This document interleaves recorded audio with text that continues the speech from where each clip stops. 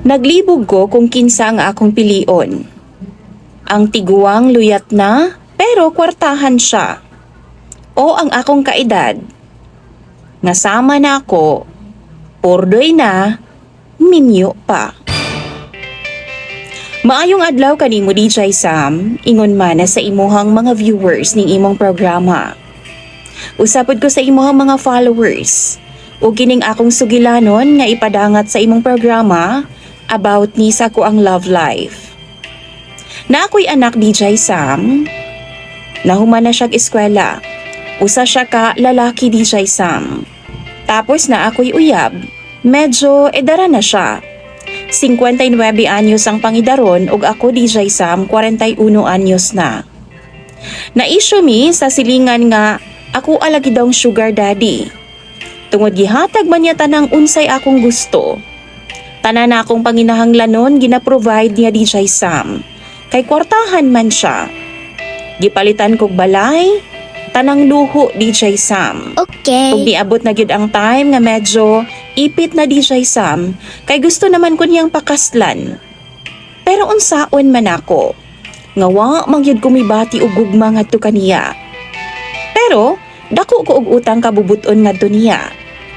Di po niya mahatag DJ Sam ang akong kalipay sama sa init sa lawas, kay tiguang nalagi siya.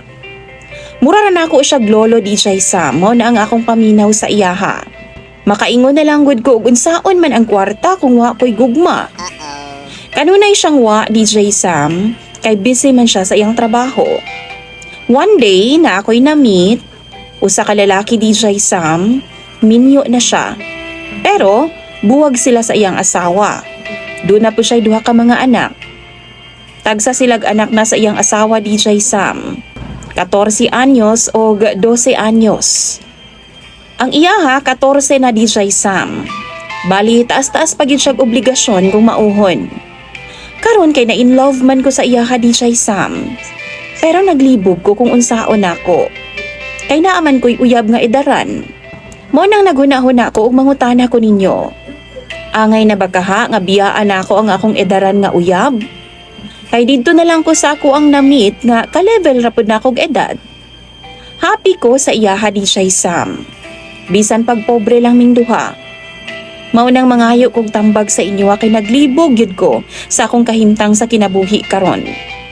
Kalipay ba nako o kwarta? Usahay DJ Sam, magul-anan pud baya akong maghuna-huna ay. Tungod kay sakit pud kaayo mga istorya ang tiguang nako nga uyab. Kusog kay siya manumboy DJ Sam. Damay pa akong pamilya.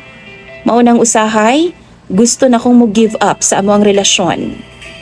Tuod man napasaylo na ako siya, pero dili gyud lagi ko makalimot sa iyahang pamuyboy nga duot gyud intawon sa akong bukog. Hinaot DJ Sam no? Tambagan ko sa imong mga viewers kalabot ning akong problema karon. Daghan kayong salamat na lang pod sa pagbasa ning akong gi-share nga problema. Imong sender DJ Sam ug follower Daisy.